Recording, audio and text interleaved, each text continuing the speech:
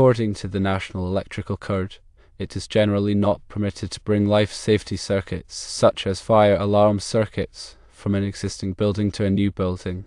This is because, firstly, life safety circuits should be independent and isolated from other circuits to ensure their reliability and effectiveness in emergencies. Secondly, extending life safety circuits may introduce additional hazards, such as the possibility of damage during construction or renovation. Thirdly, different buildings may have different life safety requirements and systems, making it difficult to ensure compatibility. There are some exceptions to this rule.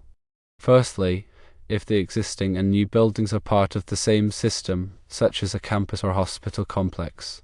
Secondly, if the existing life safety system is designed and certified to protect both buildings. Thirdly, if the connection is made through a listed and approved separation assembly that maintains the integrity of the life safety system. If an exception applies and extending life safety circuits to the new building is permitted, it must be done properly. Firstly, use shielded cables for all life safety circuits to minimize interference and protect against damage.